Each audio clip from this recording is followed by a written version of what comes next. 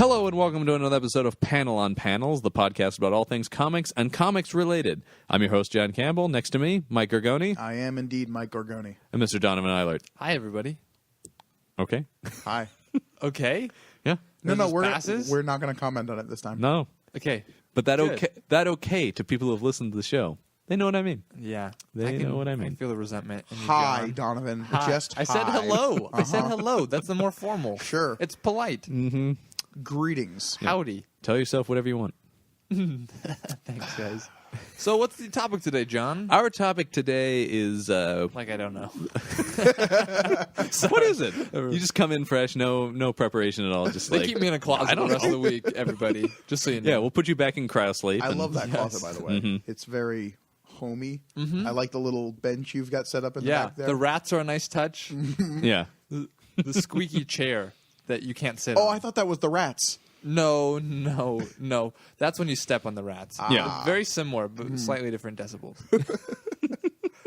No, our topic today is Spider-Man. The opposite of rats.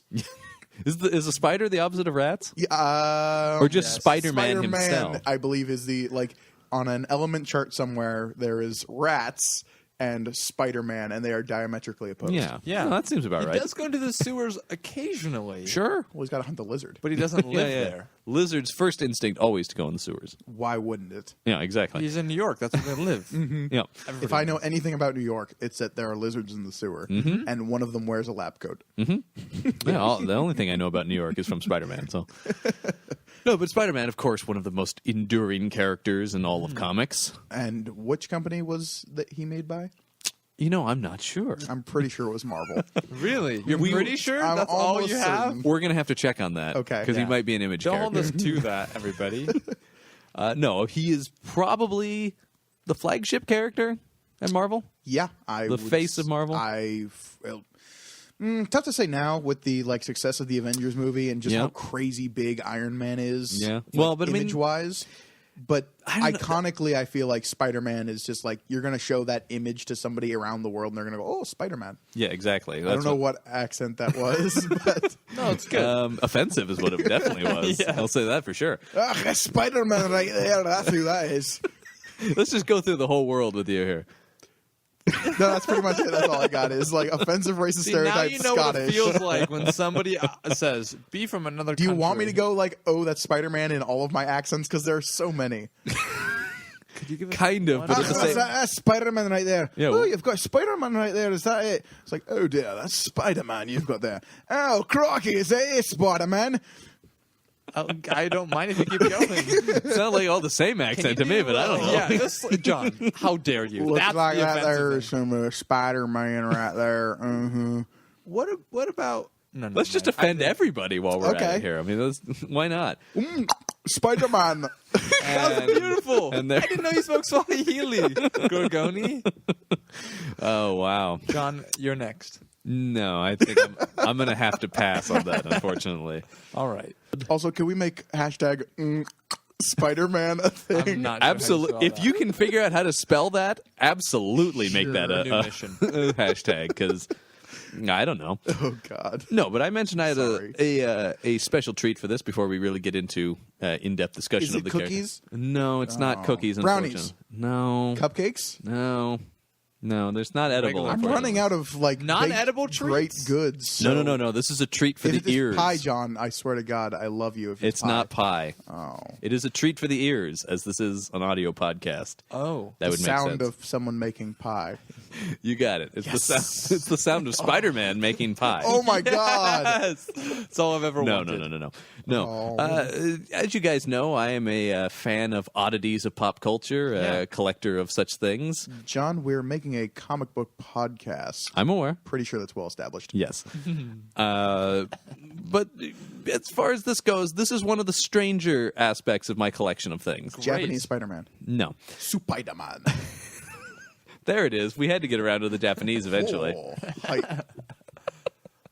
Oh, boy. Is he any different in Japan? Yeah, he has a giant robot. Really? You didn't know this? No. There is a Japanese version of Spider-Man in which he has a giant robot. Like as Isn't the best Japanese friend? version of every character just with a giant robot? well, yes and no. Wait, like as a sidekick? No. When he has to fight villains who inevitably get gigantic, Yes. he has to get into a giant robot. What's the giant robot's name? Does it I look used to like know this. a Well, version of you him? got me on that. I knew that this existed, but everything becomes Power Rangers over there. Yeah, I was gonna say this is exactly how I remember anything Power Yeah. Rangers. I mean, that makes sense. But in Seeing as that was I a don't know if you've Japanese ever read show. Ready Player One, No, but Japanese Spider-Man's giant robot, We don't talk about books on this show, No. but if we did, we would talk about Ready Player One. because it's an amazing. It book. is an I've amazing not read book. this book. I'll have to loan it to you. You It's- should absolutely read it. The audiobook is also really good. Read by Will Wheaton. Oh, I don't know who that is. Joke. That was a joke. Oh, okay. So, like there was that brief pause where Oh. John and I just looked Yeah, at you. he directed the Avengers. Everybody, we know. We know. John, you have some kind of surprise for I us. do have a I'm getting surprise us for us. Crazy off track. I apologize. Let me take you guys back to the year 1975. I'm not familiar with this year. Did it come after or before 1974? Before. Okay. So this was Marvel was pretty powerful at this point. This was like right smack dab in the middle of the Silver Age. Yes. Now, at this point, they know that their comic book fans love these superheroes, but they also know that they love pop music. I do love pop music. Is this a Dazzler music video? No, it has nothing to do with Dazzler. man. We'll have to do a whole episode about Dazzler. Yeah, please. In 1975, Marvel releases an album of music entitled Spider-Man: Oh, God. Rock Reflections of a Superhero. Yes. Now this is a mixture A of young Bono in the Edge. this is the precursor to Turn Off the Dark. Of course. This is a mixture of Stan Lee narrating a Spider-Man story. Sure. We won't be listening to those parts. I mean, you can guess what they sound like. Mm-hmm. Intermixed with original songs about Spider-Man. Who's by artists? No, I have no idea. I have no idea who made How this. does it not? Have you done like looking up on the internet? There's no. I'm sure they're not like known popular artists. So it's not like Aerosmith sings about No. Spider-Man. It's basically a rock opera. Okay. About Spider-Man. Yeah. And my God. it might sound something like this.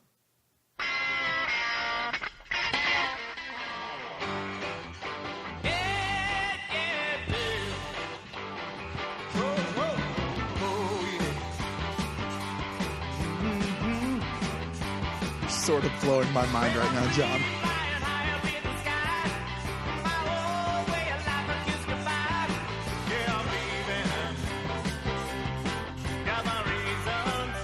He's got his reasons.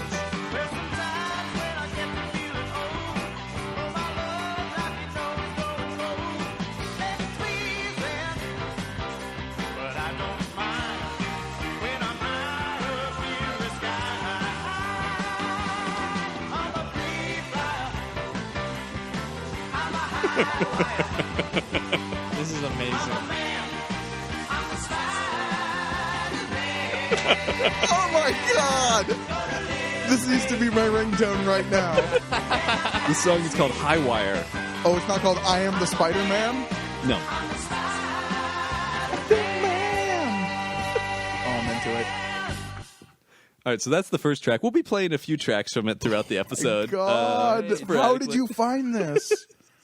Just tracked it down. I heard mention of it on another podcast, then I was able to track it down online. Oh my God. And it's amazing. It's Do you have to pay monies for it? no. Great. Somebody had uploaded it. It's Now, please tell me the Stan Lee bits are basically like any of Shatner's albums. no. They're just. I really want a spoken word They're album just going with Stan like Lee. Peter Parker bitten by a radioactive spider. Is it in rhyming couplets? No, it's he's It's just iambic pentameter. Basically- Of course. basically the narration on it tries to just give context to the song, so there's kind of a story to it. So it tries to give context. Yes. Is the operative word there tries? Yeah, because it's nonsense. Like this whole thing is insane. This album does end with Gwen Stacy dying though, which is great. Whoa. Yeah, it That's gets super great. dark. Yeah, it's the story of Spider-Man, Oh my God. at least up to 1975. Oh, okay. After that, who knows what happened Who to him? knows? I really want a sequel album that covers like Another Day and stuff. Well, it covers like the '80s stuff with like Venom and stuff. You just go to the next decade of Spider-Man comics. We get the Clone Saga, Yes, the yes. rock opera. The rock opera of the Clone Saga would be By great. Bono and the Edge. Of course, We of have course. to write them. We have that power, right? Do we know them? Sure. Bono, Yeah. Edge. Are you listening? They're avid It's listeners. The Edge. Yeah. Well, dare you? It was How a dare colloquial you? sort of situation. Don't be here. familiar with The Edge. Oh, I'm familiar Who are with you? Edge. Edgy. Oh boy, Edgefield. we're never going to get him on the show now. Oh, he's fine. Oh boy. No, so He's that's Rock Reflections of a Superhero. We'll get back to it in a little bit. Something I want to start out with. I never thought this would be a musical podcast, but now why This is isn't it. it every episode? Yeah. John, you've got a big standard to live up to. yeah, John. Whatever we do next, I'm going to have to find some obscure album that has to do with that. I really Great. want like ballads of a They Wolverine. What?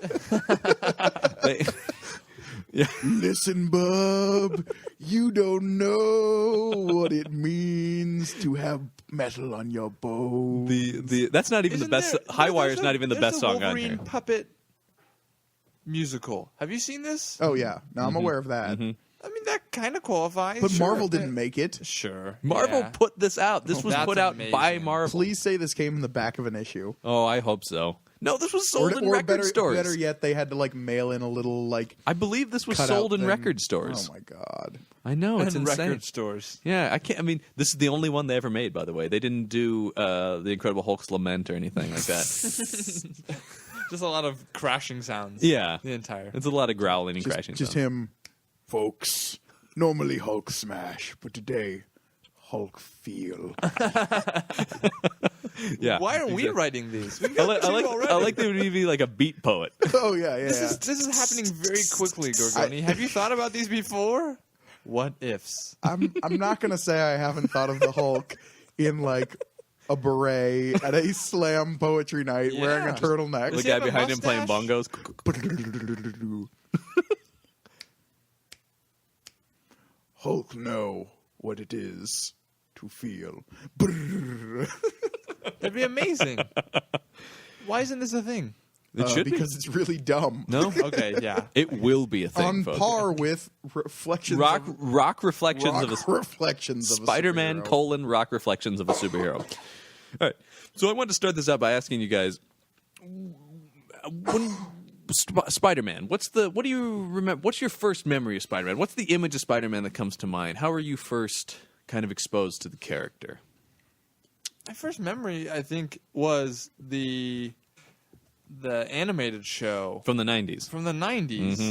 However, I feel like I was already familiar with the character before that. But Yeah, I feel don't know like- if this was just somebody explaining him to me. I Probably Uncle Paul. Yeah, Probably Uncle Paul We've let mentioned him Uncle know. Paul before. Yeah, he's kind of the. I feel he's the kind of like same a way. Like Watu. I feel like that 90s show was the first. Stan Lee is a Watu. I mean, but Uncle Owatu is what we call There are him. other watchers. Paul sometimes. There are other watchers. When your parents introduced him, this is Uncle Owatu. I mean, Paul. Why do Paul. we always? Yeah. Forget we ever said that. Children. Children. No, but I feel very much the same way. I feel like the 90s animated show was where I kind of got introduced to the more mythology of Spider-Man, the surrounding villains, the supporting characters, but I knew the character. You know what I mean? Like, You were aware that Spider-Man existed. Yeah, I feel like you I didn't always necessarily have have the been. context. Though. yeah. I mean, do you feel that way, Gorgoni? Where did you sort of... I definitely have clear images of reading those like essential Spider-Mans, yeah. the essential Spider-Mans, if you will. The Spider-Man. Spider-Mans. Because I don't know if I've talked about it specifically on the podcast, but a big part of my childhood was being dropped off at the local library for Yeah. hours at a time. I think you and then talked a bit about this on the first episode. finding my Yeah. way amongst the. There were two sections I always went to, and that was science fiction, fantasy, and the comic book section of the library. And admittedly, it has grown in years since, but when I was a kid, there was definitely a substantial little wall there, and a lot of the essential Marvel stuff was there. So I feel like I was aware of Spider-Man before I was really cognizant of like the storylines and characters that drove Spider-Man. At least the iconography I had at a very young age. Yeah, I think that's true for me as well. Before I could really comprehend the character. Like we talked about, he's so iconic. He's so part of like the zeitgeist of the That culture. colorful red and blue suit is just like an image that's been in my head forever. Yeah, he's just so. I mean, he permeates the culture in such an extreme way. I mean, there's a reason that you Extreme way, in an amazing way is probably a better way to say it. or a Actually, spectacular way. yeah, or a sensational superior way. Yeah, any of these, or in an ultimate way. There's a reason there's always a Macy's Thanksgiving Day balloon of Spider-Man. You know? Is there? Yeah, I always. guess I've never watched the Macy's Thanksgiving Day Parade. Miss Spider-Man enough. for years. There's been How did I do like this? my whole life. There's been a Spider-Man balloon in that parade. That's really all I want to see. Sure, There's yeah. Spider-Man. Just wait there for I mean, Spider-Man. he's the only one who's got one. So he's the only superhero who's got one. In Superman the doesn't have a balloon? parade. I think Snoopy does. He has had one, but he doesn't currently. Really? Yeah. As a turkey. Not that I want Superman to have a balloon, but just like... No, I we've guess- established your hatred of Superman on this yeah. podcast. I guess I say that only because I was just watching an episode of Justice League Unlimited in which there was some kind of parade, and Superman was supposed to be there but didn't show up, so they got all like the D-listers to show up, like Vigilante and Shining Knight. This was actually a great episode of that show. No, I know what episode. Yeah, that is a good episode. What kid doesn't want to see Shining Knight? Or Stargirl, or... Sure. I think Green Arrow was there. All right. Well, he's pretty big time. Yeah, but they had a balloon of Superman. Mm. It's just like, I assume balloons of Superman exist in the real world, but apparently it's Spider-Man. Seems like there's always parades or celebrations in the Spider-Man movies. Yeah, but It's because it's New York City. They just love to throw a party and shut down the streets. They're always, they're always. It's always Spider-Man Day or something like that. it's never Spider-Man. It is absolutely Spider-Man Day in Spider-Man 3. Okay. Unquestionably, Okay, it is fine. Spider-Man Day in that Fine. movie. That movie Are has you a going lot to of reference that problems. movie already? I mean, I Sure. figured we were going to get there eventually. But we're gonna start off with No, There are problems with that movie, and Spider-Man Day is one of them. I don't know if that's really one of the problems that I would spotlight, but we will discuss. We'll get to the movies in a bit. But so this brings me. We've established this character is so omnipresent in the culture and beyond comic books, even just as like a pop culture icon. Sure. Why do you think that is? Why Spider-Man? Primary colors. You think it's just the red and the blue? I mean, that's not a bad answer, that's for sure. I feel like, too, he's also that kind of like every man, every nerd kind of character. Of Sure. Like, he has nothing going for him until a spider bites him. Yeah. And now he's the coolest kid in You town. might even say before. Oh, no, he is not the coolest kid in town. He is the coolest kid, like, from our perspective as, like, the omnipresent narrator perspective. Sure. But even, like, after the whole spider powers thing, Peter Parker is not doing so I'm hot. just saying, Gwen Stacy and Mary Jane Watson. No, sure. Something's No, going for him. He gets there. He gets there. Yeah, I'm I mean, it's not like denying that. instantaneous, but it's pretty quickly that he's like somehow, even though he still looks the same and wears the same clothes, he now has some like mysterious Spider pheromones. It's gotta be. I never thought about that. That's the spider power they never talk He'll about. catch you No. in his web. Yeah. Oh my gosh. I never thought about that. Yeah, I mean, I think there's a relatability Yeah, to no Spider-Man shit. in He that. has superpowers. I'm just saying, where do I get these spider pheromones? Is what I'm trying to say. No. You got to get the whole spider package. You No, can't just go with yeah. the spider pheromones. You cannot pick Really? and choose the spider powers. No, it's So I just have to get bitten, though. pretty much, yeah. Yeah. Now, will I have to build my webs, or will they come out of my hands? Not your hands. My wrists? No. This is an off mic conversation. We'll get to it later. No. It's out of your butt. Is where the webs Yeah, come. unfortunately. Really? Oh, from Yeah. real spiders? Yes. Is that ever Yeah, they present in the comics? gussied it up in the comics. They didn't, Yeah. they made it more kid friendly and So stuff. he made but the one for unfortunately his that- wrist to kind of downplay what was Yeah. going on. Right. See, the Yeah. webs are Yeah. actually being produced by his body. It's just really impractical to be web slinging. Right. Upside down like that. Well, it's really hard to detach. You have to have a lot of. I gotcha. You can't see the face that Gorgon just made or the hand motion. There's a bit That's of a pretty great. squeezing Let's say action. clench. A clench, yes. Yeah. That needs to happen to Yeah. really pinch off that web. Oh boy, And we are yeah, we he are still- well off the yeah, rails he still now. gets Mary Jane and Gwen Stacy. Absolutely, he does. I mean, the internet exists. Everybody's into something. Is that your best- response to that? That's oh my god. He just got lucky. That's all I'm saying. Wow. Oh boy. He's this guy that goes from like a schmuck. Yeah, I mean, I think to- there's a. Do you think he's the most relatable superhero in that sense? Yeah. I mean, Because people always talk about Batman as a very human character, but at the He's same not- time, he's not Bruce relatable. Wayne is not a relatable person. he is a billionaire psychopath. Right. I mean, that's what I'm saying. So I think Spider-Man. No, he cares about other people. He's just like ridiculously crazy because he put on a mask and a cape and decided to punch his problems. Doesn't everybody do that? I thought that was. I a know normal- some of us do that, Donovan. Okay. but most people don't. Oh, From what I get, Right. I don't know. there would be most way people. more facial like wounds going around if everybody punched their problems. Yeah, it's true.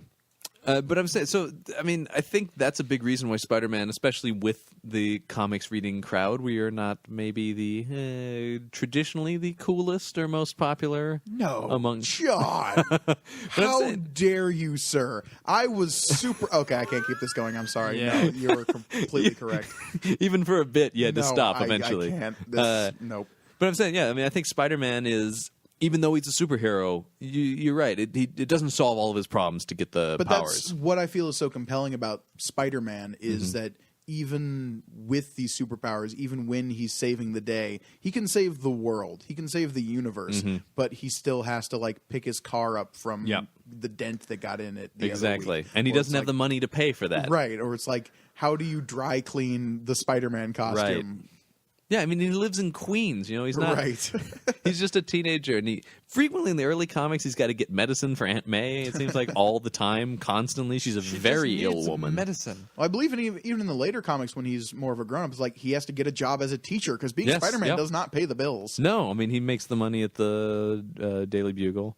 There's no Batcave for him. No, exactly. No, he crawls in through a window into his bedroom. Yeah. He has Nobody has ever seen that. You see him with a sewing machine fixing the holes in his no, costumes. that's one of the big plot points with some of his bad guys is people do see him crawling into the windows, Yeah. and it becomes very problematic. Yeah, I guess that's true. But I think in that sense, yeah, the Spider-Man is the I mean, being the nerd hero in that sense. He's got the superpowers, but even he's not hugely powered in like a Superman way, or even in something as powerful as like a.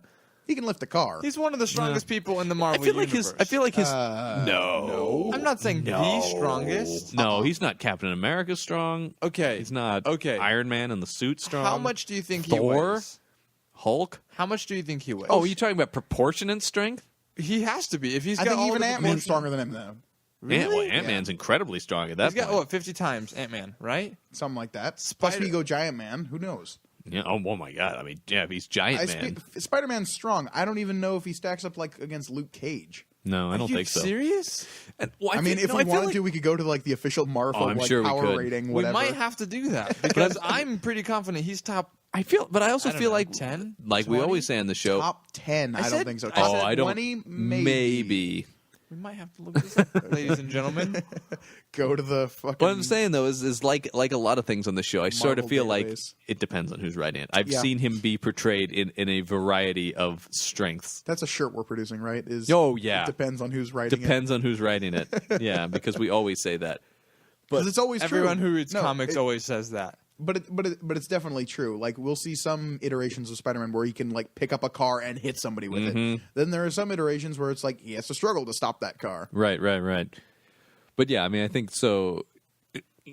In that sense, even amongst the superhero community, he's not as he's not the super popular cool guy. Like I think in more recent history, he has definitely become more of within the fiction. true. I guess That's true. He's become more of like Spider-Man. He's the go-to guy. I'm just trying to set up this song that I'm about to. Oh my god. Okay. So Yes, Donovan. in the Silver Age, he was definitely a put-upon superhero. One might even say that no one has a crush on Peter. Oh god.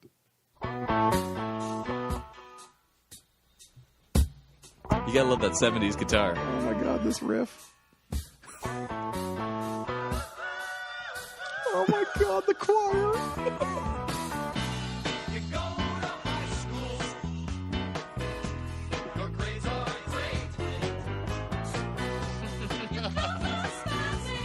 Oh my god.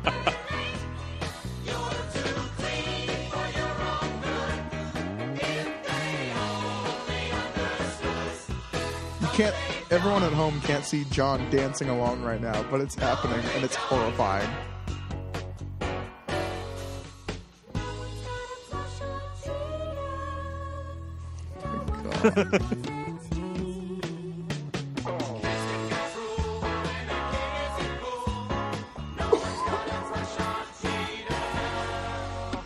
No one does have a crush on Peter. Oh my god. That was like something off of HR Puffin stuff. Yeah. I don't even definitely. know. Well, one of the things I love about this is the style of each song is radically different. God. Radically That different. was literally a song we would have seen like off of Captain Kangaroo. Oh or yeah. something.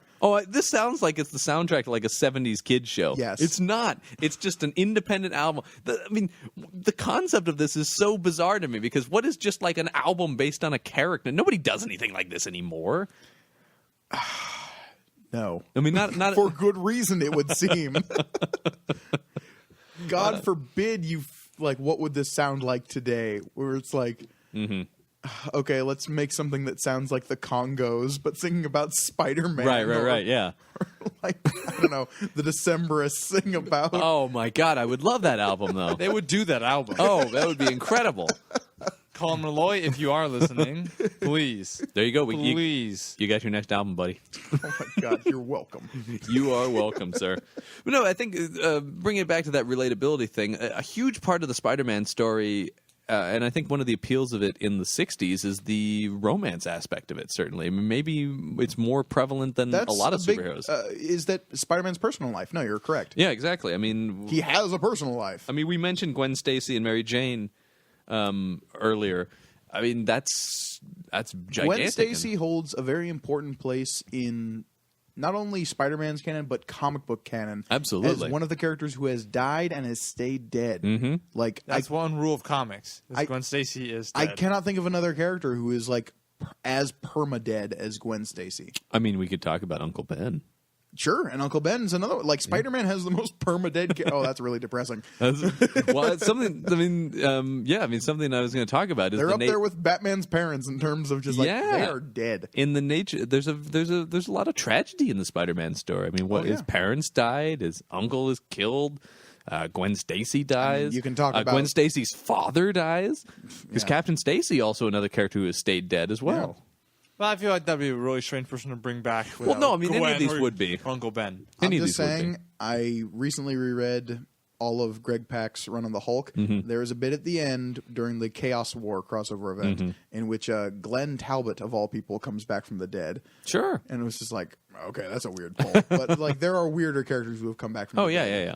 So, ladies and gentlemen, according to the Marvel strength scale Okay. That you were looking up during the song. No one's got a yes, crush on you Peter. can find on the Marvel Wikipedia page. Yeah. The official Marvel Sure. Wikipedia No, page. this is The official one. What is it? Spider-Man has a strength of 20 tons. Of up to 20 tons. Now, Okay. he's not the top 10 because you have to count on people like Adam Warlock and the Hulk Sure. and people who can move planets. Yeah. But of the Well, if we want to be fair, Adam Warlock doesn't do it with a physical strength, but rather the strength of the soul gem, which he controls. apparently they count This that is the in. only podcast where that's perfectly okay to say that. Yeah, no, that's a valid point. Maybe I should not use the nerd voice. You almost don't need to on here. No, it just happens naturally. Adam Warlock uses the soul gem, motherfucker. That's how he moves planet. It ain't nothing about physical strength. Dude's a metaphysical titan. Yeah. There Own we it. go. Own it. There we go. Anyways, so 20 tons, which is more than I was expecting. But you also think he's pulling every punch at that point. Because if you can throw, Sure. I mean, I know you can't throw a 200 or a 20-ton punch, but still, like, you're punching a burglar. Like, No, the guy's just gonna be destroyed. Snap yeah. his neck, yeah. Yeah, exactly. So that's something interesting. And I know, like, there's a lot of, but then Hulk doesn't pull punches. Hulk No. just Hulk doesn't stop burglars. Yeah, That's I'm true. just saying, but Feels a little beneath Hulk. so for somebody with that kind of power rating for who he is as a superhero, that's pretty. But I mean, you think about it, that brings it back to, of course, one of the most famous things associated with Spider-Man, which is with great power comes great responsibility. It's true. I've never heard that before. You've never heard that before. No, that just kind of blew my mind. You know, it's that makes interesting. sense. Prior to this, I was reading Amazing Fantasy number 15, the introduction of Yeah. Spider-Man. Classic. Yeah, and at the But it just says with great power comes great responsibility. No one says it to him. It's simply the last panel. It's in Stan's narration. Of course, Stan says it to him. Yeah. Uatu tells Peter that. Yeah. We've established this. Thank you, nameless voice. Clearly, you have made things. I clear. mean, that's obviously. I mean, people know that. Even people who don't read comics know with great power comes great responsibility. I mean, it's. I can't. Numerous kids in our high school had that as their senior quote. Really? Yeah, and kids who like, I'm like, this kid doesn't know anything about Spider-Man, but Kind of lame. yeah, it's really lame. But I think that, like you talk about Spider-Man pulling his punches, if he could do that to somebody, he wouldn't because of that. I mean, I think we can talk about the morality of the character, and Well, especially that's one of the interesting things about Spider-Man like is Uncle that Ben. like his origin story is it starts out essentially as a vengeance tale. oh, for sure. Like he wants to break the guy who killed Uncle Ben, And he, if you read it, he has the opportunity to, but he chooses not to right. because of the message, the morality that Uncle Ben and Aunt May instilled in him. Yes. in that way, like kind of like we talked about with Superman, in that way of like these foster parent characters showing him the right way to do things. So when he has the powers, he That's knows. always like I feel something that they haven't really done a good enough job with Batman is where did he get his moral compass from? Was it Alfred? I think it's a little bit Thomas Wayne, Yeah, I would say more Thomas Wayne than But anything. and but I mean, feel like and Alfred Batman's for parents sure. died at such a young. He's like 12. Sure, but that's plenty of time for him to become a monster. Right. No, I think the initial morality was instilled from the Waynes, and then matured with Alfred. I just feel like that's something they haven't really gone over enough. No, I don't. I mean, That's an interesting a bit. story. You for see it a me. little bit in Batman Begins. I mean, Yeah, I mean, That's a great. that has the most establishment of like particularly Thomas Wayne. Except Yeah. for As a he's not character. talking about morality. He's talking about perseverance. Don't being afraid of bats. I don't know. He's talked about giving back to the city and stuff. Sure. I mean, what you do see, and in a lot of comics as well, when he's a boy, he sees his parents and the love for Gotham, and then that kind of drives him to not kill. Well, and there's the whole thing about his parents being killed with a gun. I mean, this is not an episode about Batman, of course, but I mean, then No, I just mean- I'll is an never pick episode up about again. Batman. But We're gonna get there. There's gonna where be we multiple episodes see about Batman. like Sure. a clear instillment of morals with Spider-Man and Superman. Yes.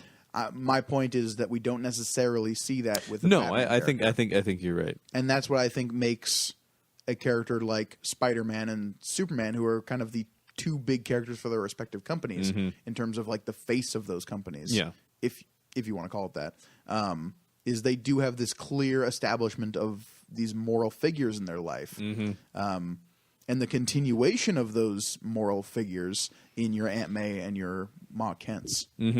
Well, and an interesting thing about like Spider-Man is you look at a character who has such a dark backstory, and he's not a dark character. No, he's making quips. I was gonna say he's maybe the funniest superhero in that sense. Humor is Well, In the Marvel universe, in the DC universe, in general, I'm gonna say in general. I mean, who's funnier than Spider-Man? That's a superhero. Deadpool. You think Deadpool's a superhero? no, you're right. Nightwing. I really enjoy Nightwing's quips. Dick Grayson's pretty Grayson. funny. Yeah, and they have a similar kind of voice in that sense. Yeah. but I mean, I think that She-Hulk. also Victor Von Doom. Does he count? She-Hulk's good with a quip. She's a funny character. Yeah. Like I- when she's really well written, she can be a lot, very funny I mean, I think a character. lot of the characters do have a sense of humor because Tony Stark certainly has Stark, a sense of yeah. humor. But in terms of like quippy characters who like are yeah. attempting to deflate these situations they get in with humor, Spider-Man is definitely like I think he excels at number that one, completely. number yeah. 1 or 2 on the list. And do you think? To me, this is why I feel like this is the most personal of the Stan Lee creations in that sense. I mean, I feel like that attitude, that sense of humor, is Stan's, and it's still to this I'm day. gonna put myself in a comic book. No, What's around? Hey, there's a spider. What if I was some sort of Spider-Man? I mean, that's pretty much the way he Yeah. created the character. We know. That's how I've always seen But I'm it. saying, like when you listen to Stan talk, he has that kind of No, it's quippy repartee to him and stuff that he's. So I think that's why I've always most closely associated him with Spider-Man, even though of course he's created how many other characters, but I feel like Spider-Man, all of the important characters exactly. But I feel like Spider-Man is the most his voice. Yeah.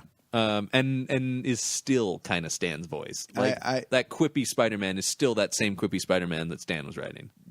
How long was he writing Spider-Man as opposed to all the other like flagship Marvel stuff? He wrote Spider-Man for like 120 some issues, maybe. Was he writing that longer than the other ones? I Maybe, yeah, I think so. Fantastic Four, even. Maybe Fantastic Four was around the same. This is I something don't. maybe we should have researched. Yeah, we should have researched that. I didn't think about that question. Internet, please yell us about how we are completely wrong. A Fantastic Gently. Four, but I think I want to say that the Spider-Man's probably amongst the most issues he wrote of anybody. He definitely wrote over 100 issues of Spider-Man, and I don't know if he wrote that many of the other characters. Yeah.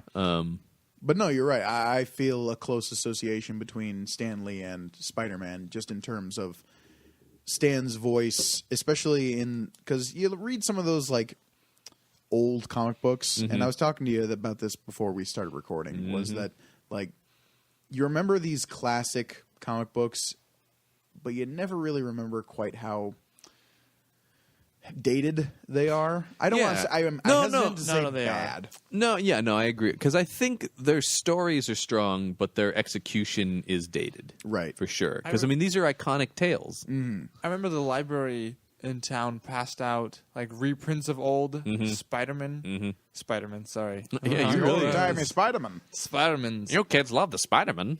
And I remember just thinking like, this is a cool like story and color scheme, but I'm not exactly sure what's happening. Because that Ditko art is fantastic, obviously. It's really, That holds really up like great. crazy, yeah. But this was like, first appearance of Doc Ock or something, which is cool. And you're like, oh, this is a cool story. Which reading through is amazing how right off the bat he created the iconic villains. We'll get into villains a little bit more later, but I mean, issue 3, you got Doc Ock. Yeah, which is super cool. You got but like at the same Doc Ock, time, Sandman, Electro, Green Goblin, all in very quick succession. I mean, Spider-Man definitely has, of the Marvel heroes, one of the strongest rogues galleries. Yeah, I mean, I think we can get into that now. You just said later. Is it later now? Oh, It's I later mean, now. Whoa. Now is later. Is it later already? It's later than Man, when we it's were now talking earlier. and later flying at better. the same time. But I mean, that's want why they those made the candy. Yeah.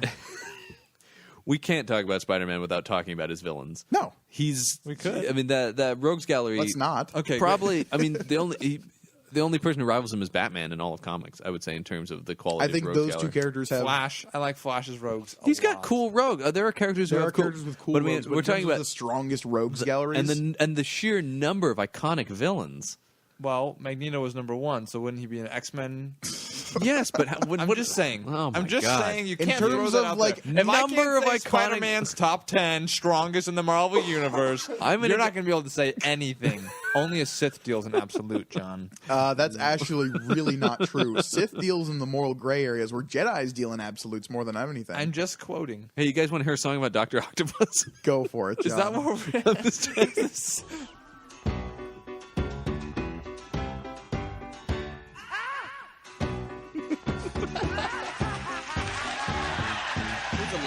I have no idea who's applauding. There's no context for that. Now, are they applauding for Doc Ock? Yes. Is it presumed that Doc Ock is singing this song? Yeah. Oh no, he totally is. This is from his perspective, and I imagine the arms are singing back up. This one has kind of a long intro, isn't it? But hang. Oh wait, here we go. This has got some sweet guitar riffs too.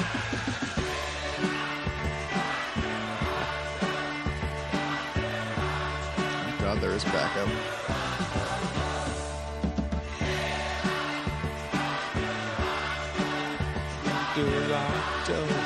Dr. Octopus. He's like a glam Ray rock. Park Jr.?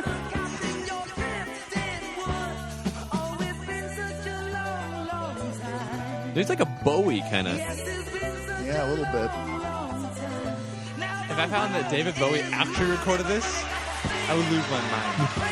Please tell me the title to this track is Dr. Rocktopus. No, it's just Oh, damn it. If you just slur some of your words, it does say Dr. Octopus. This is amazing. Amazing is certainly a word that you could use to describe this. So that's Sure, Dr. unique is another word you could technically use. So let's talk about Doc Ock. Okay? The Alfred Molina. superior Spider-Man.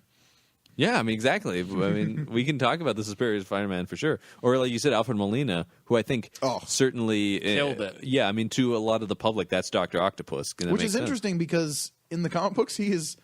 I don't know of any interpretation of Dr. Ock in the comic books that is nearly as sympathetic as how he's You presented know why? in the movies. It's the No, bowl not- haircut. That's what it is. With that, he's a monster. Yes. You give him a normal haircut, and it's like, I could get behind this guy. He's got a good, cool arms. You give him the bowl haircut, and just like, keep your children away. He's going to murder me and wear my skin. Yeah, exactly. No offense to people who have bowl haircuts, but don't wear octopus arms. No, but I think he's certainly a. I mean, I think you're right. Nothing as sympathetic. There's different varying degrees of sympathy we've seen from him, but he's generally. So would you pretty, say it depends on who's writing it? I might say such. That's I so might profound. say that. No, but he's definitely that frustrated genius kind of character. Oh yeah, I mean we've seen his archetype in villains before. Yeah, for sure. Great name, though. Otto Octavius. Oh, fantastic name. Also, one of those great names that just instantly sets him up for the kind of supervillain he's going to be. Yeah, Otto Octavius. He's not going to be Dr. Squid. Otto Octavius. Please, it's Professor Squid. Professor Squid. I'd have to say that one of my favorite Dr. Octopus storylines, too, is the arc where he dates Aunt May. Oh, my God. You had to bring that up. That's literally the first thing that comes to mind for me. Because it's so... It's memorable, that's it's for sure. so insane. Because I believe there is a cover where they're like about to get married. Oh, it's one of the great covers of all time. They're at the altar, and he's saying like, "You'll never stop me now, webslinger." And Spider-Man's rushing in, and the best part of it is there's a priest with the Bible open, and he's reading, and he goes, "With these rings, I thee," and Spider-Man chooses web under, goes, "I thee web." That's beautiful. This is just the cover, right? It's just the cover. Because I honestly have not read those issues. I don't think that happens inside. It's like Cap punching Hitler. It's like, Yeah. I just love that. This is the corniest joke, and it's amazing. It's on the cover of a Spider-Man comic. Oh God. No, but what are some actually some good? I mean, we were talking Superior Spider-Man. Yeah, and I definitely, when I was told about how that came about in the comic books, how Otto Octavius and Peter Parker switched bodies, and then Otto Octavius' body died. So then Otto Octavius was Spider-Man. Right. When I initially heard that setup for Superior Spider-Man, I kind of poo-pooed it a little bit. Me too. Because it sounds really dumb. Oh, it sounds really dumb. But it was really well written. It was very compelling in terms of like, okay, so now you've got this arguably Spider-Man, one of Spider-Man's biggest villains, barring like Green Goblin. Yeah. Who's probably the arch nemesis. Yeah. Norman Osborn has set himself up as the arch nemesis of the Marvel Universe at this point. That's true. Well, we can't count on my man Doc Doom, but Sure. But Doc Ock is inside Peter Parker's body, and then, so he also has access to all of his memories and thoughts and feelings up till that point. So he gets a profound understanding of this guy he's been fighting for however long. And so he sets out to be the superior Spider-Man. Yeah. He wants to do everything that Peter Parker was trying to do, but do it better, do it smarter, do it faster. doing awesome glam rock songs, of course. Sure, I mean, Comes with the territory. you've got to launch your glam rock. I have yet to read the Superior Spider-Man, but I do hear. I've started. It's interesting. The tone of the fan base kind of went like, "What is this? This is stupid." Too. And then I started to hear after a little while, like, "Hey, this is pretty good, actually. There's some interesting stuff here." And it's kind of over now, right? I mean, Peter Parker's back now. Yes, he is. In proper form. Of course he is. Like, didn't anyone really think? It's like if it's going to be people dead staying dead, it would be the Spider-Man universe. We just figured that out, right? Yeah, but the thing is like during this whole run, we kind of had like the after image or ghost of Peter Parker kind of following him around, like talking on his shoulder as a representation of all of like Peter's memories and thoughts and feelings. So it was, you never really assumed that he was gone for good. No, certainly not. So there's Doc Ock. We touched a little on Green Goblin, but Green Goblin probably the arch nemesis of Spider-Man, and there's something in addition to just being such a cool villain. There's also this personal connection with being the father of his best friend and stuff. Definitely. I think I want to say on one of the special features of the original Spider-Man DVD, it might have been like Stan Lee legitimately talking about the origins of Green Goblin. It's just like he's the kind of bad guy who follows you home and figures out who you are, right? And that's what makes him so scary. And yeah, he's a terrifying villain. Well, and I mean, I know we keep talking about movies, but Willem Dafoe in that first Spider-Man movie is Spider-Man is oh so good. incredible, and he's having a ball too. Clearly, he's having a great time. You hate him, and then at the very end, in one sentence, he turns everything around. You know, don't tell Harry, and you're just like, I'm on your side again. Yeah, absolutely. I'm so sorry this all happened to you. But I mean, I think there is. I mean, that's sort of that character about like he's the worst villain, but he's Harry Osborn's father, and there is that. They're circling each other, like you said. He's going to follow you home. There's this. He's so close to Spider-Man. There's this constant, ever-present threat of the Green Goblin.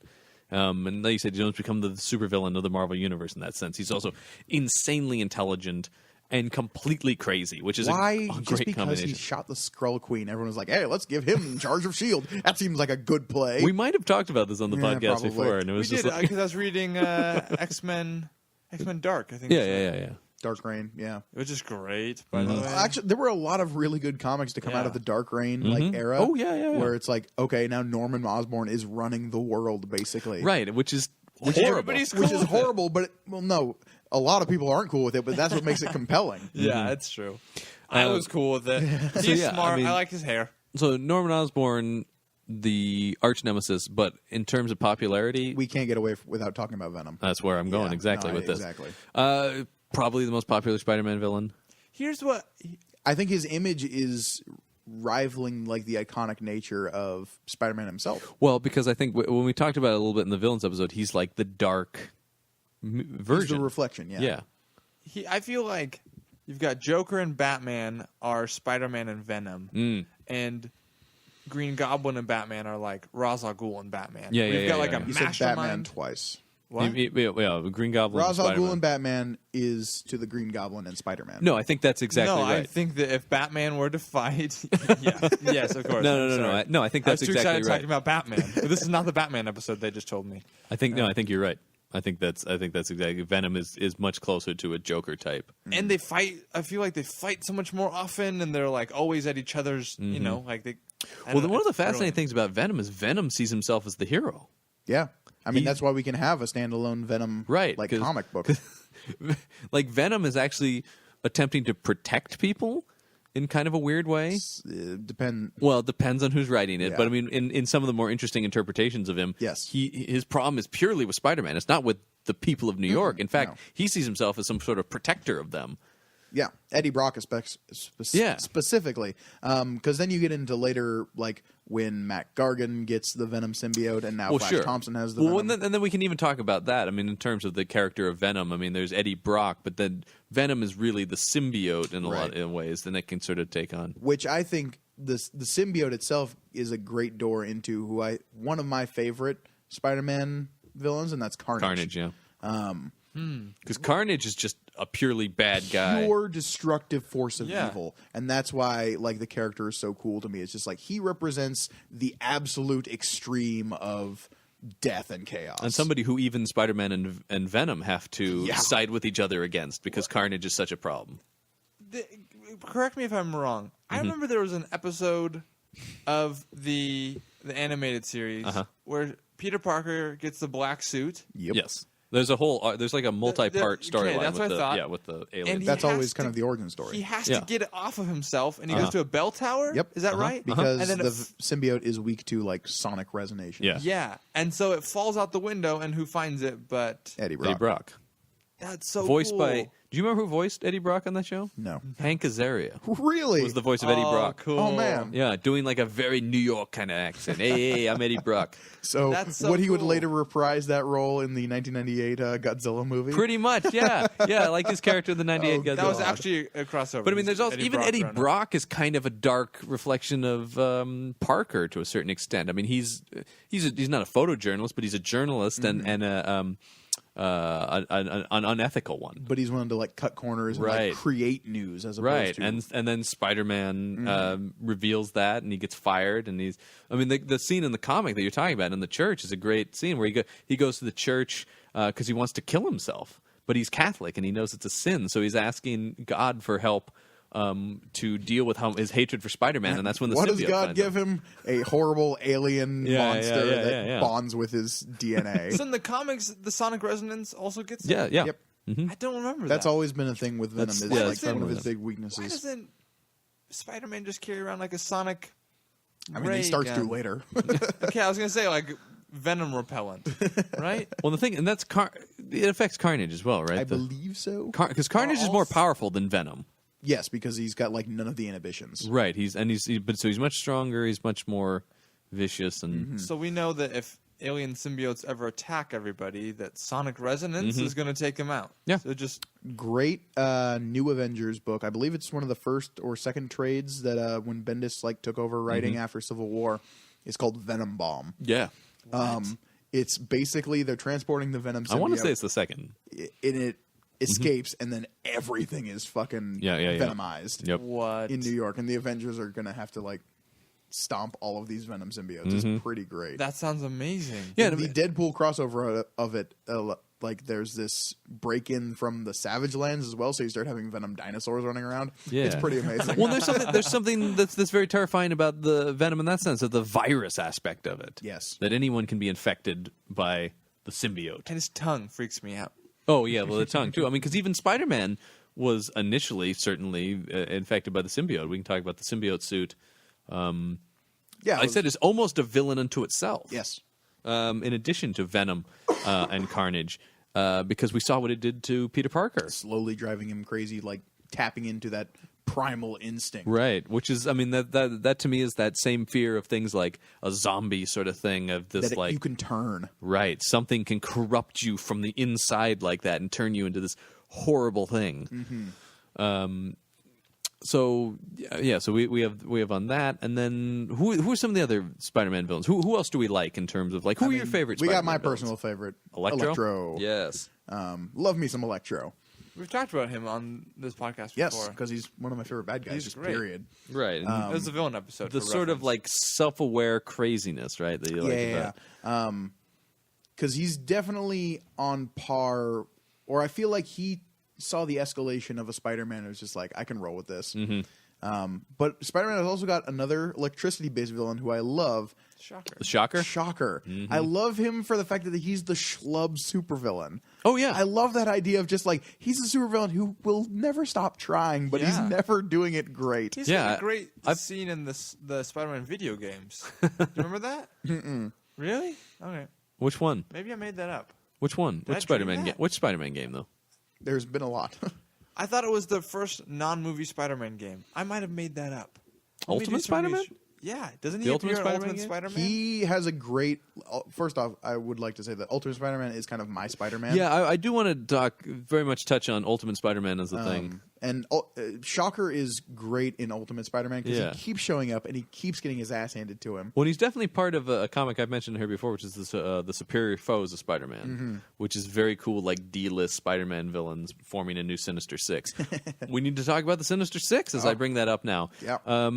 Sort of a kind of a first of its kind, I think, of like a super villain Well, team. I mean, you got like the Brotherhood of Evil Mutants. yeah, but Masters of Evil. yeah, I mean, when the Brotherhood of Evil Mutants is sort of like established, the Sinister Six is cool because they were all disparate villains, Right. who come together under a shared hatred of I Spider-Man. mean, we haven't even talked about other members of the yeah, I like mean, we Sinister could- Six. You got Sandman, you got Vulture, you got I was going to say Sandman, an actual sympathetic villain. yes. He's so cool. No, he's a great villain. And Spider-Man 3. Best part of that movie. Easily. Oh, that I movie feel had just like been about That was the villain we were supposed to get in that movie, and I feel like that was we the one also got a Raimi bonus liked. Venom. I think Raimi liked Sandman. Sure, I don't think he likes Venom. And I think he's played super well. He looked just like from the comics with Was that that green Thomas Hayden strip. Church? yeah, Yeah. Who Yeah. did I think a fantastic job with Yeah. the scenes that he was You in. mean Lyle from George of the Jungle? Yes, yes, I do because I love that movie. That was a good crossover. He comes back from friggin- Africa. He loses his fiance to an ape man. There's the whole weird, sand chamber thing. That scene where he's like recreating himself. You know what I'm talking about? Like that's such a man. But I'm that saying, scene yeah, I in mean, front of me Sandman is a great. character. I mean, I think one of the things a lot of Spider-Man villains have sort of sympathetic backstories. We've talked about this too. I don't know if that's true. A couple of them. I mean, A few of them. a couple of them Vulture, do. I'm not he going to say loses most. his hair, and then he goes Chameleon crazy. is just really good at impersonating people, and he's just like, "What am I going to do You with know, such I a forgot about useless Chameleon. talent?"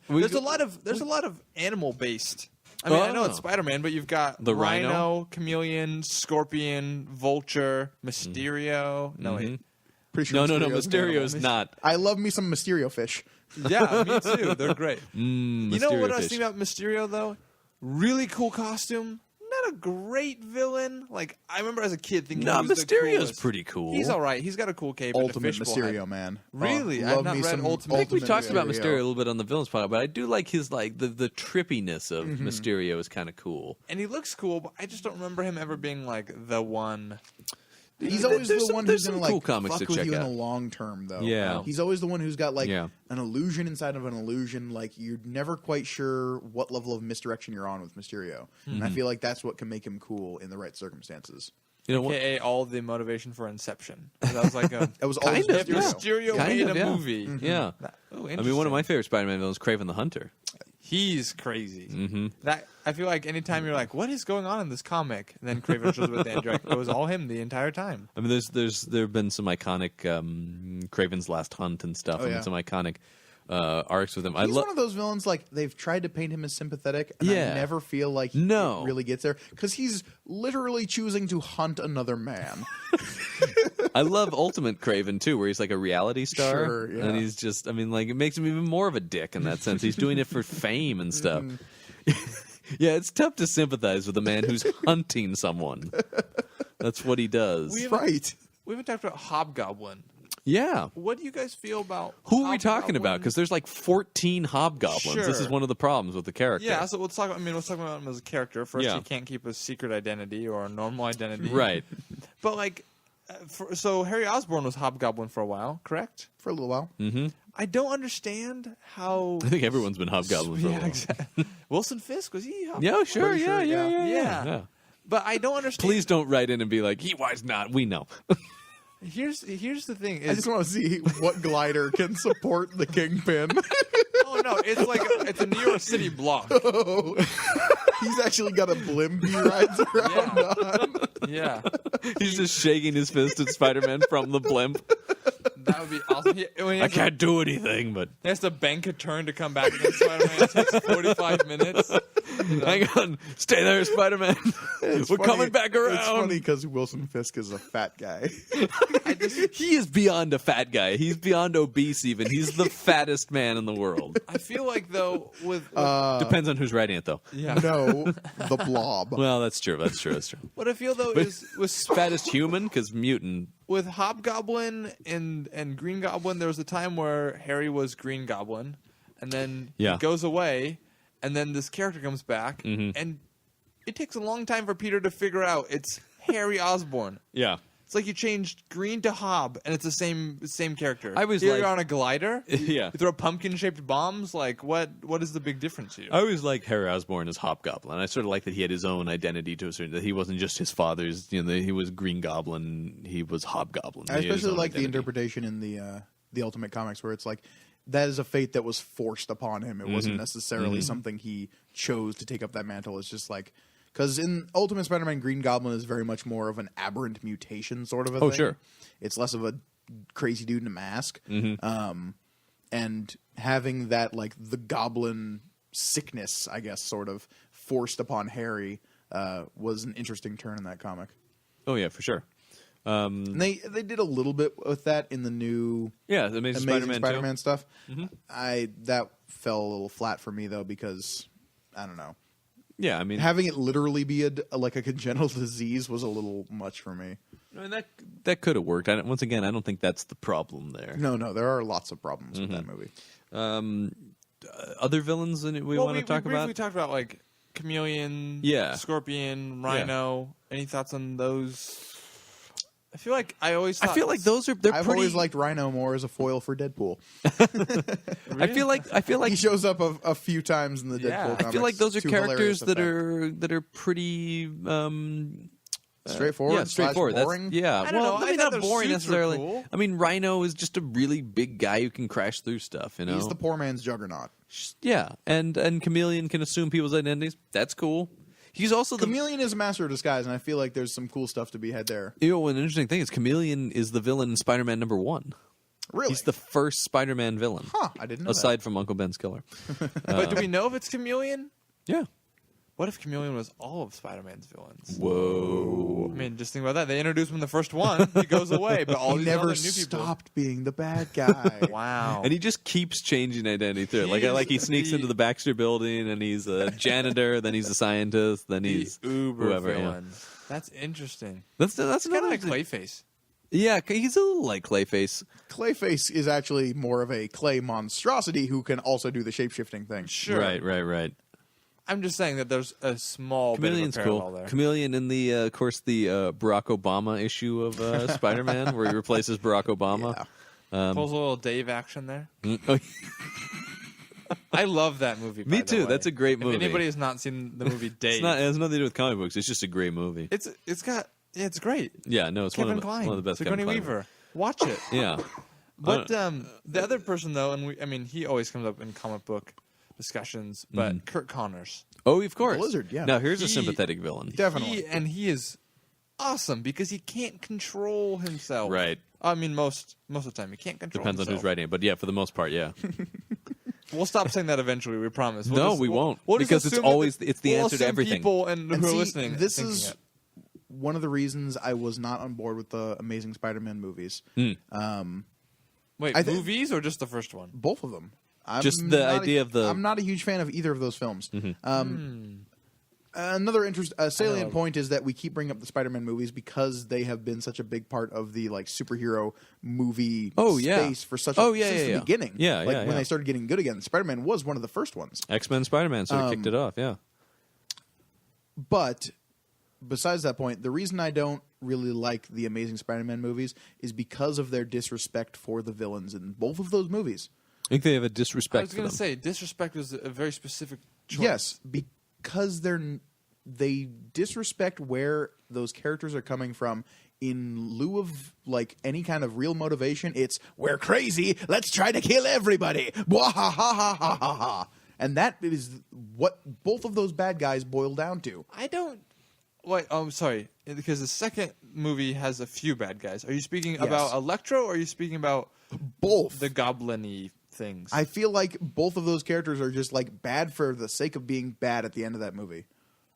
I feel like this. Harry has better motivations. I feel like Electro does too. He feels this connection to him. He feels let down. You already see from the first second he is not I emotionally. think the second and movie mentally does do a stable. better job of giving... Fine, but can we at least say that they do such a disservice to the Lizard in terms of just making him into a cackling madman at the end of that movie, the first Amazing Spider-Man? Yeah. He goes from I'm a man with a disease trying to cure myself to let's turn everyone into lizards. For what reason? I don't know. But he doesn't. He kind of does that in the comics, though. I mean, in You the very can't first episode, also in the explain animated series, he that. does that too. In the first episode of the animated series, that's exactly what he's trying to do. You can't explain that what the lizard sickness or whatever we call that is. 'Cause, How he mutates himself. I mean, Sure. I guess the idea being in that movie, if I play devil's advocate for the movie, is that he sees it as an evolution. Once he goes crazy, he's driven Sure. crazy by it, and so he thinks everybody should become a lizard. I'm a lizard. She's That's a okay. lizard. That's weird logic, but it's logic. But give me that logic without him literally hearing voices and becoming an insane person. Yeah, I mean, I feel like you can So- have this solid progression of just well, it's the evolution of mankind. This is where we're going. You can have that argument without him becoming a cackling I don't know, caricature of a bad guy. I don't know. I felt like that just took him so far one direction, and it was super interesting. And then on the roof at the end, when he turns back in, and he has to deal with all of that and figure out what's going on. I don't know. I felt that was. I'm not saying it's I my like the favorite movie. lizard interpretation, but I thought it was great. Yeah, I mean, Reese Ifans. I mean, that guy. he's a good actor He's for a sure. great actor. And his Kurt Connors was good. I'll give you that. It was really. I don't know. really good. I think there are problems with the Amazing Spider-Man movies. Sure, I don't think anyone's disputing that.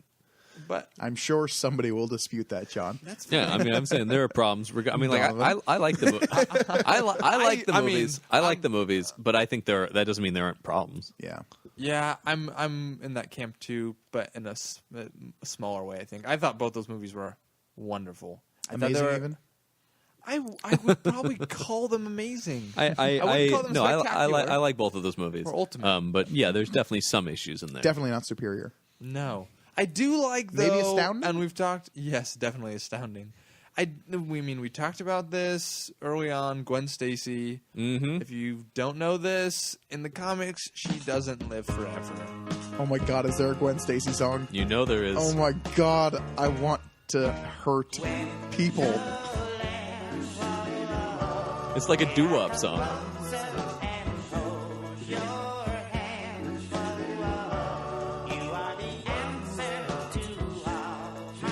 Now, does this song cover her death? No, this one doesn't. Gwendolyn.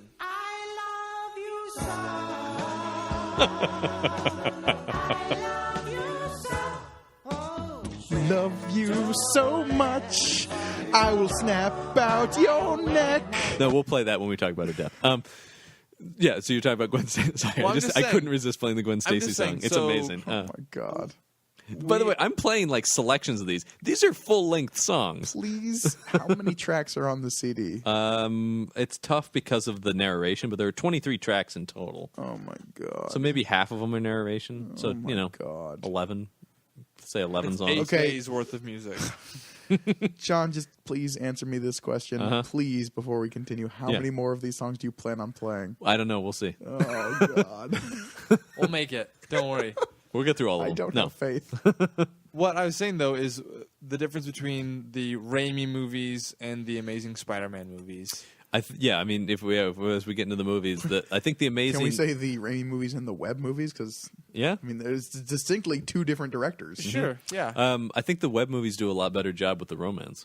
Oh, I think they do a little bit, a lot better with the comic continuity in the sense of, like, again, he has cartridges instead of webbing out of his No, arms. I and won't say that those Gwen movies Stacy don't do first. things right in a lot of ways. I think, but my personal problem is that these movies have issues that I can't really look past. Is I guess Which are with the villains, Sure. which we know that you side with more than you do the superheroes. You figure that almost out. always. And that's all right. I understand that completely.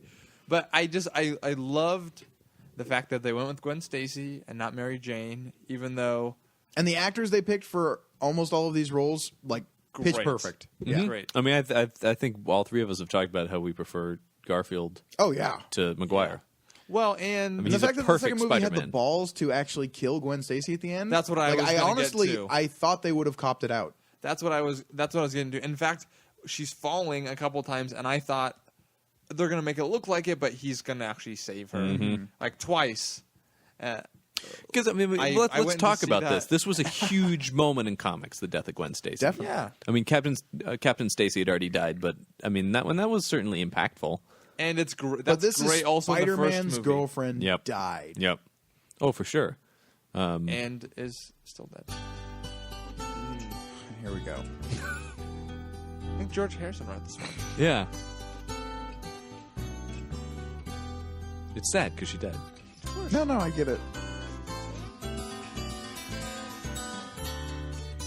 How many guitars are playing right now? 6? Well, if you got 8 arms as a Spider-Man,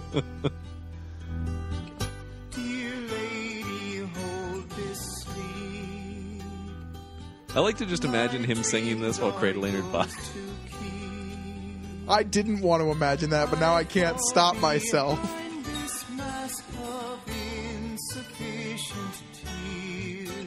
Oh my God, John. Why does this exist? And it flies past the cold man's eyes, but it yields a walk for me. Yes, it flies. It's like a weird Led Zeppelin song. I want to find out who recorded these. This Yeah. is like some. We need to get we need to get somebody who was involved in this album on the show. No, I'm afraid I would hurt them. These personal assistants of Stan, you're just like, all right, you can play the guitar. Here's all the sheet music I wrote it last night after a bottle of scotch And a Here lot we of go. coke. Exactly. Or with these We like forgot this is due musicians in tomorrow. the studio, and they're like, really? Hide behind this mask of insufficient tears? All right, It's so weird. let's go. For it. It's so weird. So she's dead. She Yeah. stays dead. Yes. I love that. I Yes. love that. In comics, everybody comes back to life, with the exception of Gwen Stacy. But what's interesting is I feel like she died in a time where that wasn't necessarily as established. People were furious. What established the constant return of superheroes was the aftermath of the death of Superman. Sure. And that didn't happen for another 10 years? Oh, more than that. Probably 20. So before that point, before everyone was like, wait, you can bring people back from the dead? Oh, well, this just opens the floodgates. Because they also saw how well that sold. Right. People were really angry when Gwen Stacy died. People were really angry when Superman died, too. But It is upsetting. Why wouldn't they be angry? right. And also the way she dies is so. I mean, tragic. Spider-Man is complicit in her death in a way. I mean, he didn't account for physics. He's definitely complicit. I went Yeah. and I saw that with my girlfriend Bridget, The Amazing Spider-Man 2. I had already seen it. Mm-hmm. There's that last fight scene. She leans over to me and says, "Does Gwen Stacy die?" And I said, "No." You are a And then she fell the first time. I'm sorry, this is your ex-girlfriend? No, current, still girlfriend. She's lovely, by the way. She falls. He catches her the first time. She's leaning over me saying, "You lied to me." I said, "Hold on. Everything, don't worry about it." And then she falls and she actually dies. And I shouldn't be laughing. I had to explain terrible. to her how I couldn't give it away because I think it's the character of me to give away the ending Yeah. of a movie. Yeah. But I kind of wish I had... Because when I saw Amazing Spider-Man 2, I was alone in the theater. I saw it in like the middle of the day on a Tuesday. Yeah, see, I saw it with In, I the saw it third like week on was opening out. weekend with like a full theater. Right. Oh. So I kind of wish I had gotten the experience of People were people reacting. there to was that. a definite like and there was Please say something there were in the small air. children in the audience. It's I think there emotional. were, yeah, but there was It definitely was like emotional. nobody made any noises specifically, but there was definitely there's that vibe you get from an audience when Sure. it's just like whoa. You're just lucky that there was no one like us in the crowd to go, "Oh, Yeah. called it." Well, and I was reading somewhere that they had thought about introducing Mary Jane Watson They shot some of it. into. Oh, did they really? They shot shot stuff scenes. from the first movie with a character that were planning on being Mary Jane. But they felt that it was a little bit too soon. Where in the comics, there's this like love triangle-y thing going on. Mary Jane is long established in And the so, comics yeah, when Stacey and dies. it would have been interesting. I know they were trying to keep the love story Oh, singular. One of the best Spider-Man comics I feel like is Jeff Loeb, Tim Sale. I was just going to say, we Spider-Man can't talk Blue, about Death yeah. of Gwen Yeah. Stacy without talking about Spider-Man That's Blue. so good. If If you have not read that, please read that. It's an It's amazing wonderful. Spider-Man story. The whole, for those who haven't read it, the whole thing is centered around him recording, like dictating a letter, basically to Gwen Stacy. Yeah, Post mortem. yeah. What's Yeah. that mean? After she kicked the bucket. Is that what happened? I thought she fell. No. There was a definite kicking of buckets. Oh, if you've ever okay. seen It's a Mad, Mad, Mad, Mad World, you Of will course. know exactly how she Everybody's died. seen that movie. That's why it was so successful So and beloved. It was like a huge hit, wasn't it, John? Smash, yeah, Yeah. it's a classic. He's not. He's Have you not ever being seen sarcastic. It's a Mad, Mad, Mad, Mad No, World? I've not. Oh, wow. You've never seen Donovan, that? you No. would love this That's movie. That's Really? incredible. It was like at what was it? Late 60s was that movie made? Like Maybe mid 60s. of its time, it was like a juggernaut of comedy. Like They collected all the everybody was best in this comedians movie. and made a movie with them. Are you kidding me? No, I can't believe you haven't seen Never this. seen this movie. Wow, I'm sorry to get the comic book podcast off track. No, but it's a this great movie. This is though. important. People need to apparently. see It's a Mad World. So do they? It's like 2.5 hours long. I say I'm see there. it. I say see it. I'm there. It is a consistently entertaining 2.5 Yes, hours. yes, it is. Our goal for this podcast is to take up all remaining free time you have. We recommend comics that you need to read, movies, Yeah. albums about Spider-Man then that you just need to listen to. And just when you think you've Get got rid it of all your out of the way, friends. you got another episode coming, Get rid of your friends. filled with We more did. recommendations from us. I know I got rid of most of my friends. Yeah, that's So why we're here. Now I'm right stuck now. with you two. Yeah, that's So all right. we've sort of talked Sorry. about a lot of the iconic Spider-Man things. We've touched on it a bit, but I want to talk about Ultimate Spider-Man because you Love me mentioned. some Ultimate Spider-Man. I feel like you were talking about that's really my Spider-Man. Well, because I feel like that's the Spider-Man I've read the most of. First off, Sure. because I don't know if I guess this isn't really a spoiler, but Brian Michael Bendis has written an arc of Ultimate Spider-Man that is Peter Parker's beginning as Spider-Man and Peter Parker's end as Spider-Man. In the Ultimate Universe, Peter Parker is dead, and there is a beginning, middle, and end to that story, and it is beautiful. And it's all Brian Michael Bendis? It's all Brian Michael Bendis. That's Not the same something artist else. the whole time. Sure, it's but he gets mostly the the same artist. It's entire- Bagley for like 100+ issues. That's impressive that he gets the entire start to finish of a character. Yeah. Like, that doesn't happen. Yeah, no, exactly. Not for a character like Spider-Man. But the other thing too is I think we were the right age. I mean, that came out when we were like in middle school. when it started, yeah. Yeah, I mean, so I think that also we were like in high school reading it. We were sort of roughly the age of Peter Parker. Yeah, it's true. As it was coming out. As they were retelling that story, which, I mean, it certainly got the start of the Ultimate Universe. Yeah. Was just like, how do we retell Spider-Man? Because at that point, I believe as the story goes, the Spider-Man comic was it was like the old stuff was dated at that point. Yeah.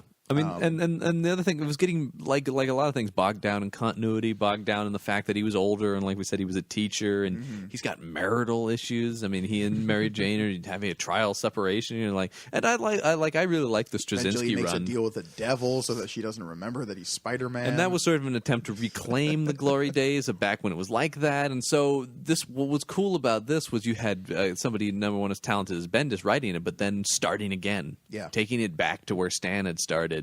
And it's fresh and clean and everything is new again. We can make the Clone Saga work, people. And they did. And That's they incredible to me. We haven't talked about the Clone Saga, but the Clone Saga, of course, One of is the great stumbling blocks in a Spider-Man. notoriously terrible storyline in the history of comics. But Bendis's take on it, Oh, great. good. I mean, because Introduced one of the coolest characters, which is the female clone of Peter Parker, who would eventually become Ultimate Spider-Woman. exactly, and I think that's also a benefit that comic had, is it saw where other Spider-Man stories had tripped up, and he was able to veer around it and stuff. And the ultimate interpretations of a lot of those characters are super cool. I mean, we mentioned Spider-Woman, who's also really cool in the 616. Ultimate Green as well. Goblin, I feel like, is maybe not. I don't know. I like both different versions of Me too. Norman Osborn. Yeah,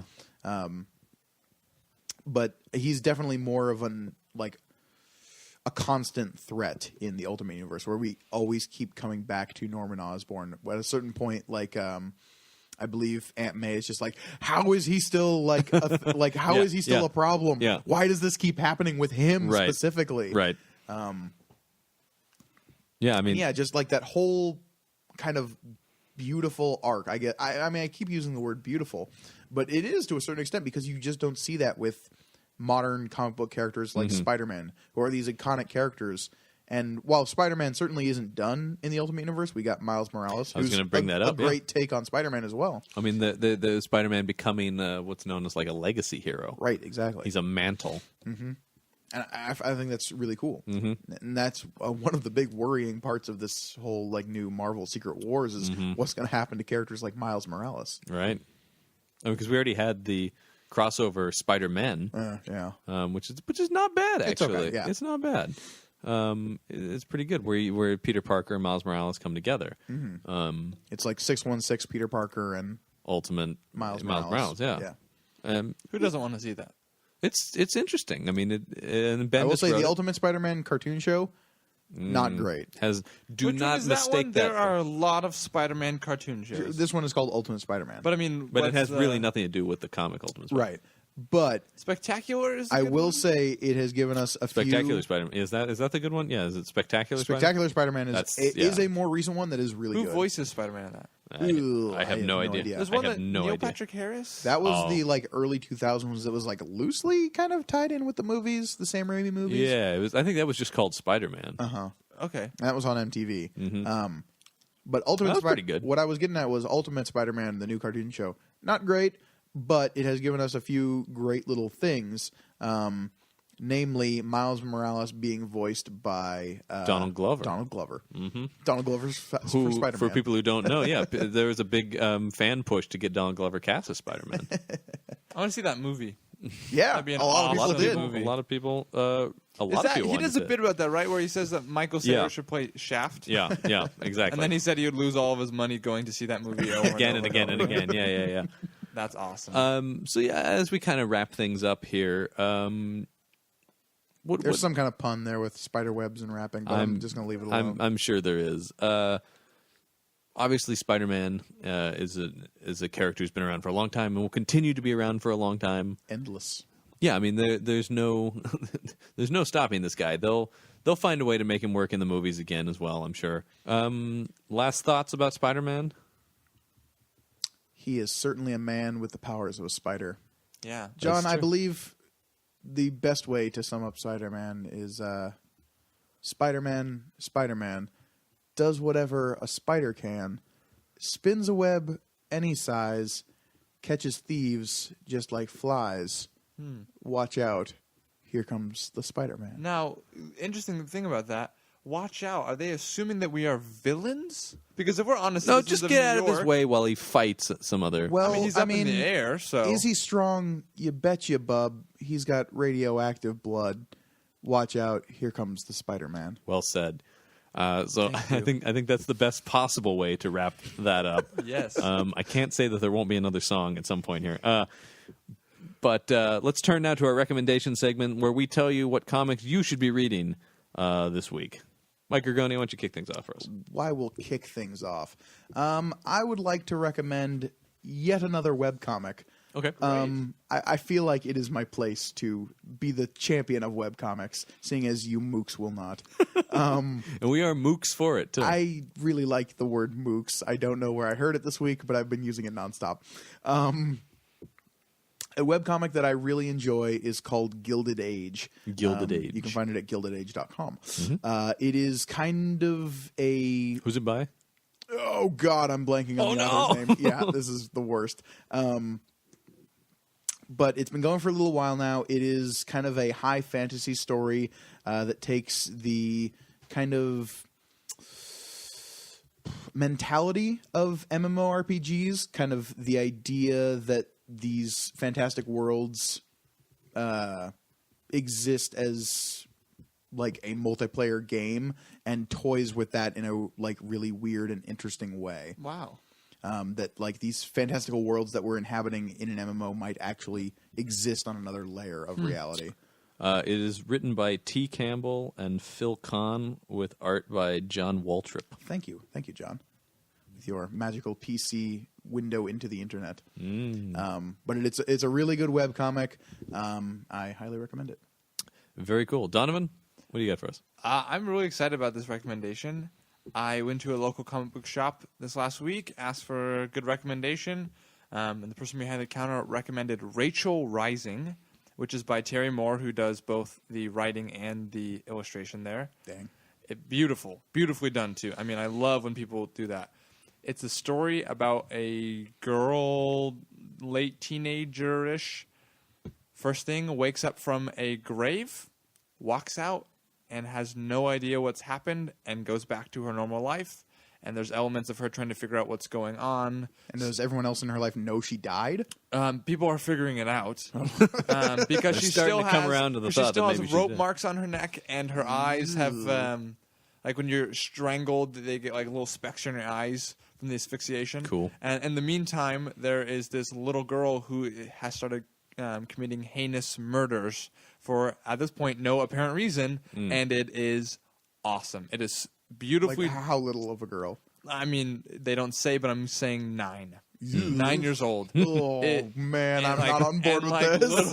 Little braided pigtails and God, everything. Gorgoni's out. That is just the worst. It is drawn incredibly. The story is great. The characters, from like the first moment, you know exactly what they're thinking, what they're doing. It's great. Her aunt is works in a morgue, and Of course she does. and has kind of a past of seeing dead people. So she's trying to figure out what's going on. Can I just say that's like little children murdering people is one of the reasons I find Lock and Key so like abruptly terrifying. Really? And that is why this book sounds like right if I want to creep myself out. It's great. Rachel Rising by Terry Moore. I highly recommend it. I've only read the writer first and trade artist of on it. that, right? Yeah, writer and artist. Very cool. I've read the first trade and it's great. I've already bought the second trade and I'm sure it will be great as well. So. Dang. Awesome. All right. I've got 2 Spider-Man titles to go with course you do. our theme for this one. Are there 2? I think there's only 1. Yeah, no, just the one. No, the first one is from the Marvel Knights line. It's called Spider-Man Fight Night. It's by Matt Kint and Marco Rudy. It's a really cool comic. It came out fairly recently. It's basically all of Spider-Man's villains attack him sort of one by one. He has to fight through all of the villains and figure out why they're all doing it. But one of the coolest things about it is it has a completely different kind of layout. It doesn't have traditional panel form. It's all... It looks like a web. Weird. So you follow the things from inside of this web and stuff, and it's insanely cool and way different than anything I've seen in comics before. So that's cool. The other one is a really awesome comic that I can't believe I hadn't heard of, called Spider-Man Reign. Do either one of you know this? That sounds very familiar. It's basically Reign, R-E-I-G. Yeah, GN. Yeah. It's basically Dark Knight Returns with Spider-Man. Huh. It's set in a future where Peter Parker is an old man, Mary Jane has died, That's depressing. and a tyrannical leader is taken over in New York City, and they're living in like a totalitarian society. And J. Jonah Jameson is this ranting old man going like, "It used to be great back in the day. Listen to he's me." never I not know. been a ranting old man. But he's like, but now he's really old, and he's like, "I know the truth. These people are lying to you." How did we not mention J. Jonah Jameson in the list of Spider-Man villains? I don't. Maybe the ultimate Spider-Man villain in so many He ways. inconveniences Which him the J.K. most. Simmons as Yes. J. Jonah Yeah, Jameson. yeah, yeah. Very Nothing much. will get better The than other that. thing we didn't mention is that Bruce Campbell did all of the tutorial voiceover work for the Spider-Man. We video didn't games. mention that. I didn't. We did not mention that. I didn't no. think we were going to, but sure, why I not? mean, and isn't he in the second two Raimi movies? He's in all three Raimi Is he movies. really? He gives Spider-Man his name in the first movie. Oh my god! Yeah, he's the I'm ring called announcer. the Incredible Human Spider. Whatever. Yeah, the Amazing Spider-Man. Right. That's right. I forgot that was But him. yeah, anyway, Spider-Man Reign is a really cool, very dark Spider-Man story. Awesome. Check that out for sure. So as we close up the show, I feel Oh God, do we have to, John? well before this. I Actually, let gave me you a quick, spoken word version of the Spider-Man theme Let song. me- What let me- more can you put these people through? let me quickly say that if you do like this podcast and you want to hear more 70s, Why would they want to after this goddamn? you can subscribe to us on iTunes, and you should. This is You a can gauntlet of torture you're putting. follow us through. on Twitter at Panel on Panels. We're also on Facebook, Panel on Panels. What can man do against such reckless Spider-Man? And if you want to email me to tell me to stop playing, I'm telling you 70s right now in person. No, good. to be an email form. I'll only Damn it. respond in email form. You can email us at panelandpanels@gmail.com. And I will leave you with the closing song Oh God, from Spider-Man Rock Reflections. I'm of not Super- strong enough. Donovan, hold me. And just remember the title of holding the my song, German. everyone, because it is very true, and this is the message of the episode, which is time will show us the way.